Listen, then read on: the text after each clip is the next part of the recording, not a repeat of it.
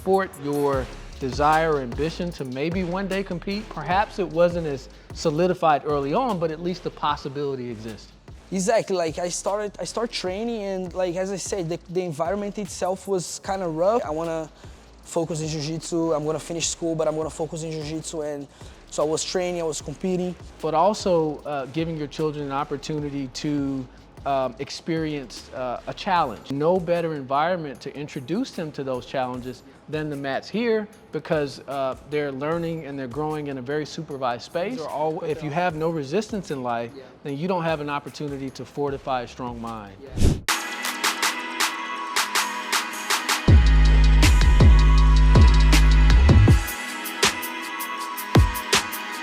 Welcome back. This is Top Team Talks. We're coming at you live from American Top Team in Sandy Springs. I'm Jerry Walters, and today his face is no stranger to you all. This is Filipe Matos. This is our head jiu-jitsu coach here at American Top Team Sandy Springs. And today we're going to talk about health, wellness, and Brazilian Jiu-Jitsu. Felipe is a lifelong practitioner of the martial art, and I'll juxtapose that to myself, who I would call myself a novice, and that's probably being generous. And so I'm very, very excited to kind of dive into the intricacies of what it means to start, practice, learn, develop yourself within this world of Brazilian Jiu-Jitsu, and how that relates to health and fitness. Let's do it. Thanks for having me back here. Glad to,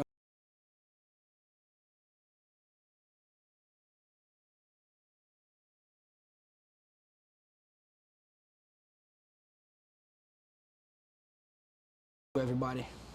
So I'd like to take it back to the beginning, and I'd like to talk about kind of your inception into this world. What initially introduced you, or who introduced you to martial arts, Brazilian Jiu-Jitsu, and kind of walk me through that early process of learning. Yeah, I mean, this is a really great start, because that's a question that I always make to people that come in and join us, and like, how did you hear about us, or how did you hear about Jiu-Jitsu? What made you like get interested on it?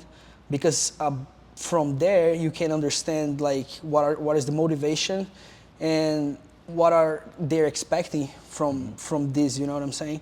Like in my case, I was kind of like very trouble kid, you know, grew up through a lot of stuff going on in my life from my early childhood, you know, loss of my dad and everything.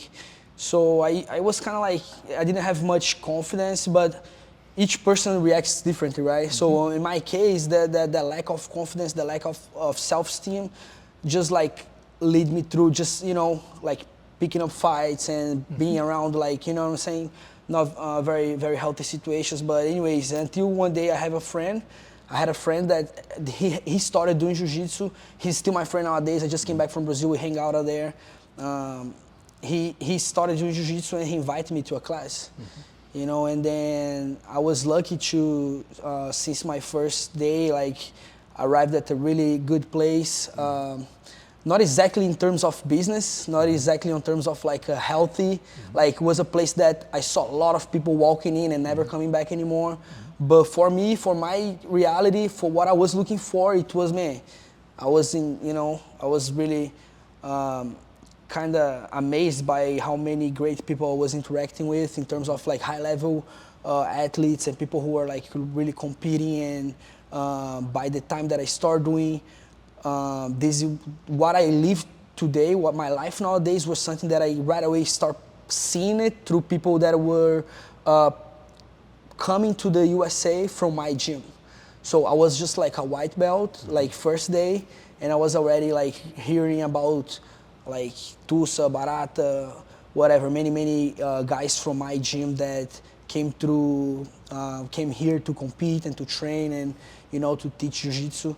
So that was something, you know, amazing for me. And that's how I started, you know, training in a really competitive environment, really like, man, kind of rough environment. The gym that I start training, man, like the gym was dirty, the mats were dirty, like the bathrooms were nasty. You know what I'm saying? It wasn't at all a commercial gym. Yes. But I also, later on, I was a part of this transition about like, you know, got to a point that, man, my professors, everybody around the gym, they were like, man, no, we cannot keep doing this. Like that's, you know, this is not sustainable. We need to make this a business and make it like a good environment, a comfortable environment, a healthy environment for people to come. So that's interesting. It sounds like even from the beginning, this was you never casually walked into a gym and just said, I'm gonna, you know, figure it out. It sounds like even from the early days, you had some sense of kind of my place within the sport, your desire or ambition to maybe one day compete. Perhaps it wasn't as solidified early on, but at least the possibility exists. Exactly. Like I started training, and like as I said, the environment itself was kind of rough, but at the same time, I was like some people were nice to me, some people still like encouraged me, and I was training. You know what I'm saying? I was learning, but the hard thing for me was like I was pretty much the only teenager, me and my friend. Okay. So even after a while training and developing technique, was really hard for me to make anything happen because everybody around was just like much bigger and stronger and more experienced than me. But regarding to your point, yes, from the beginning I was in a place that was like something that I had really high level people around, you know what I'm saying? My instructors were really good. I had really good training partners, people who were like training, fighting, competing. And also people who were just like regular people, but they were like maybe a successful lawyer. I had cops training with us there. So that was the type of environment that I was like, for the first time, I was like, oh, nice. This is, you know, this is cool. I like to do that. And being here makes me better. And I'd really like to, you know, zero in on that very, very, very critical time in life. I think all of us can relate to adolescence in those teenage years, especially for young men. I grew up in inner city in Jackson, Mississippi, and I can remember, you know, early years, you know, 9th, 10th grade, starting high school, and you're juggling so many distractions in life. You're in school, you're navigating classwork, of course, you're navigating whatever kind of recreational activities, but all in this space where you're starting to get a sense of what do I want to do when I'm older? Do I want to go to college? Do I want to commit myself to this sport and one day compete? Do I want to, there's so many options that are thrown at you, and this could be a very overwhelming time in everyone's life. And so I think kind of committing yourself to this space in the framework of martial arts and jiu-jitsu, number one, gave you structure, but also gave you community and people that you could look at and maybe even see a modicum of yourself in. I've always been a very, very strong advocate that if you could identify even a small portion of yourself and someone that you look up to, then what they have achieved doesn't seem so unobtainable. It doesn't seem so distant. And I think that can be a source of great motivation for young men and young women. Absolutely. Like, as you said, just the community, I think that was the biggest thing for me. Because, as I said, I didn't have my father growing up. So the lack of a male figure, somebody to look up to and to see, I need to kind of be like that. Like, the community that I found in Jiu-Jitsu kind of gave me a lot of different looks, right? So in that same room, I had a lawyer, I had a doctor, a police officer. Same time, I had people that were like really good at jiu-jitsu, but were not doing very good in life. You know what I'm saying? So I could like pick a little bit. No, I need to be like this guy in jiu-jitsu, but I need to be like a dad like this guy. You know what I'm saying? That treat his kids well, la la.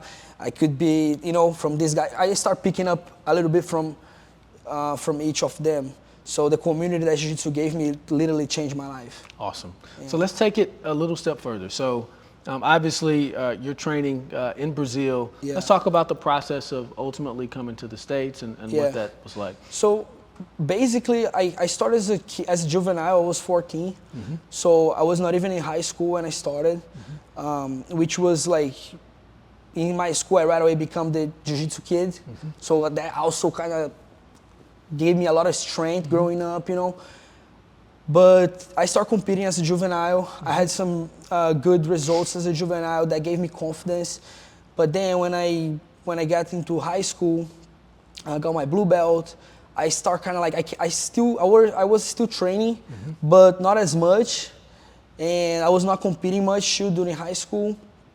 And then, matter of fact, like my mom is a teacher, so got to a point that jiu-jitsu was kind of like a little, bittersweet thing at my home, because I mean, at the same time, my mom liked the transformation and whatever benefits jiu-jitsu gave me.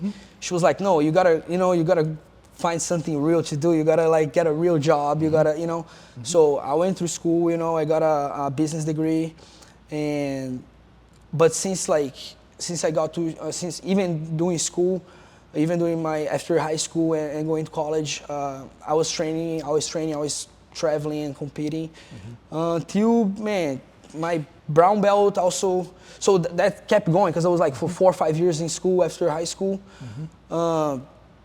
And I mean, some stuff I don't even remember how it happened, but I got an ACL injury. So I tore my ACL. That was like 2017.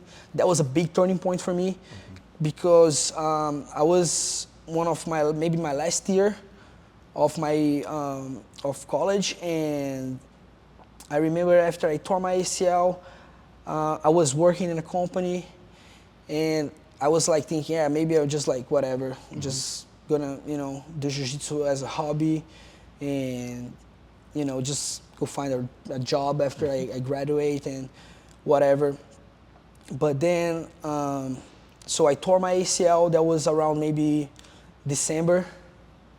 And then, now I remember. So I was working in a bank. I was working in a financial institution. So I tore my ACL, and then I thought for a little bit to just quit jiu-jitsu and get my surgery done and just focus on my career, finishing school and everything. And then, I don't know, like after I tore my ACL, I couldn't train. So I just like started getting itchy and wanted to train and thinking just about jiu-jitsu even more than when I was training. So it was like, you know what? And then I like fire myself. I like give notice at my job. Got a deal with my boss at the time. Got some money, got my surgery done. And one of the black belts at my gym, I'm very grateful to this guy. He's a black belt. He's the man, like Marcio. He took care of me. Like he got me, he got my surgery. Like he got me a doctor to have my surgery. And after my surgery, like I did PT sessions with him literally like every day for 4 or 5 months, and he never charged me like a cent or anything. So I'm really grateful to him. So he got me back in a really good state. You know what I'm saying? And let's stay there for a moment, because ACL injury is no trivial injury. This is a major surgery, bro. Like, and let's talk about, obviously we understand the physical tangibles that you had developed by that time in doing jiu-jitsu, but let's talk about the intangibles. Let's talk about the kind of discipline that it takes. Let's talk about the desire to recover from such an injury that can be career-threatening, career-ending even. Walk me through that process, how you attack that. So as I was saying that during high school, I trained, but not that much. Like I compete, but not that much. I was very like, on and off, partying and whatever. And when I go to college, I was with that feeling that, man, I need to make it up. I need to like train harder. But I was still with a lot of pressure from my mom to graduate and to work, whatever. So when I had my injury, I was coming from a really good momentum of like, no, man, I want to focus in jiu-jitsu. I'm going to finish school, but I'm going to focus in jiu-jitsu. And so I was training, I was competing. And like the beginning of my injury was in a tournament. So I injured myself in the first match of, who's from Brazil, I remember, Centro-Oeste in Goiânia, Brazil. So I injured myself in the first round, and I won the first match, and I did 2 more matches. So I was in a really like focus moment when the injury happened, right? I was like eating well, and I was working out, and I was doing everything right. And then the injury came, and I just like for a moment think about quitting and just focusing on my career. But at the same time, I was like, man, no, I'm gonna make it happen. It's mostly also because of this guy that I told you, Marcio, because like he gave me man, if you do this, I guarantee you're gonna be back strong. Like if you follow everything I tell you, and I'll get you back stronger than you are right now. And I was like, man. So I believe in that vision, and we made it happen. Like he took care of me. Like at the same year I came back competing, like my first tournament, I won gi and no gi on the same day, both divisions. And then that just like hyped me up. So that was like, my injury was in the beginning of 17. I got my surgery done by like February or March. So it took me a little bit to get my surgery done. But in August or September, I think September, I was competing again. So like my recovery was really, really good. I got a little bit early on back, so I deal with some hamstring problems. But because I kind of jumped in too fast. But man, 6 months after my surgery, I was training, like and I training hard. I can only imagine the physical, the mental, the emotional toll that experience must have had on you. But at the same time, I think it ends up being somewhat a gift in disguise. I believe that ease is the biggest impediment to progress. Meaning that if things are always easy, if you have no resistance in life, then you don't have an opportunity to fortify a strong mind. And I think dealing with those kind of setbacks at that age, at that point in your life, certainly empowers you to handle even greater challenges as we get older. For sure. I know that you are a father, and so you're navigating now fatherhood, and I know it's important. It's going to be important for you to instill those same values in your daughter.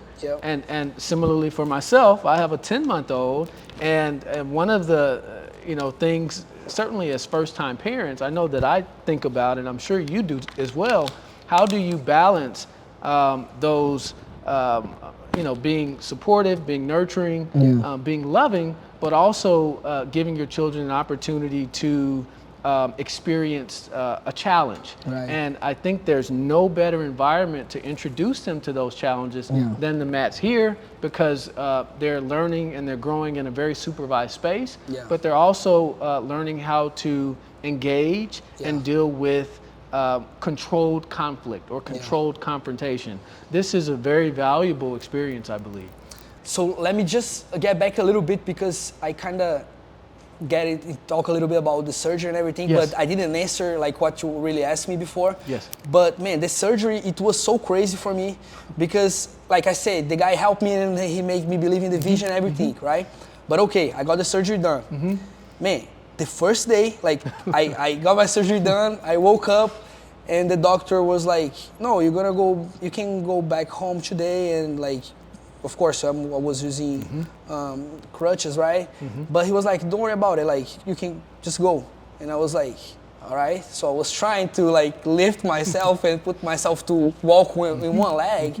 But just the feeling was terrifying for me, because like I had the feeling like my leg would break, right? Like, I don't know, I was kind of like carrying a freaking rock.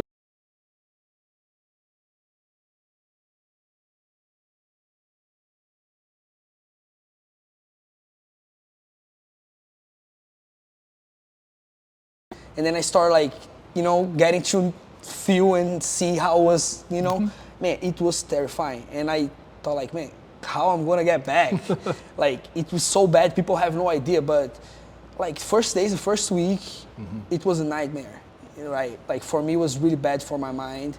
But then it was like worse than Jiu-Jitsu the first days, man. Like I had no idea of nothing. I had no idea. It was everything so new and so uncertain for me. But then I started doing the exercise and start feeling like every single day, just a little bit of difference. But it's still like, man, looking to me and saying, man, I can't walk, dude. Like, what's going on? I can't walk. Literally, like if I don't have... It's so funny. If I need to run right now for my life, I can't. I couldn't. You know what I'm saying? You're completely incapacitated. Totally. And it's so funny, as someone that lives on the other side of the table, as someone that operates as a surgeon, and every day I'm talking to someone about the recovery. I'll tell you, if I had a bunch of Filipe Matos as surgeons, my outcomes would be a whole lot better. I'll tell you that. Because I think there's a lot to be said about, number one, your attitude, how you attack these challenges. 80% of what I do is spine surgery, and so I do a lot. Some surgeries are small, patients are up same day. Some, they take a little longer. There's more pain. There's morbidity in the sense of not being able to walk independently, utilizing a crutch, utilizing a walker. And for people that are so used to being independent, that can be very, very, very challenging, not only physically, but mentally, emotionally. Again, those same intangibles that are developed on the mats apply across anything you do in life? Man, this guy that I told you about it, he had a program, an internship program, because other than his job and his career, he was a teacher at a university. So he was like the head of the physiotherapy, the academic part, right? So he had a bunch of students working with people that were injured. So in the same room, I had like other 3-4 guys from Jiu-Jitsu. We had some guys from soccer, a bunch of different people with ACL injuries, ACL like post-surgery recovering, right? So like it's crazy how, man, different minds, like under the same process, under the same surgeon, under the same like treatment, man, just because your mind, like, it's crazy, man. Vastly dissimilar outcomes. Exactly. I can do the most beautiful surgery on someone like you versus someone that may be more sedentary, obese, riddled with comorbidities, and they'll literally, for what the kind of functionality you can get in 6 weeks, it may take them 6 months. No, and so mind you, like this, everybody on those, all those guys that I was interacting with, they were all athletes. It was like some jiu-jitsu athletes, some MMA athletes, some soccer athletes, but just like the demeanor, the like attitude during the sessions. Some people would just do the session and go home. Some people would do the session and go to the gym later, like to do the protocol on the gym. Some people will do everything, but kind of like a little down.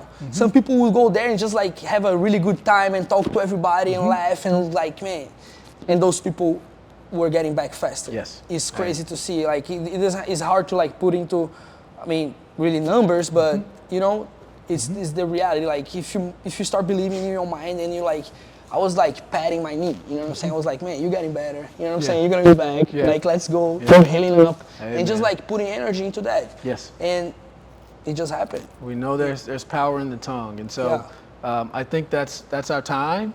I think I'm really happy we got to get into your past surgery. I think that certainly exists in the vein that I live in and operate in every day, and so I think that perspective was very unique. Yeah. And I think kind of the salient points that we want to leave our audience with is that same discipline, the perseverance, the resilience that you were able to apply in your post-op recovery, you honed, developed, and refined on the mats. Yeah. And so that's coming to you live. We're going to wrap up Top Team Talks. I'm Dr. Jay Walters. This is our head coach, Professor Filipe Matos, and that's all we got.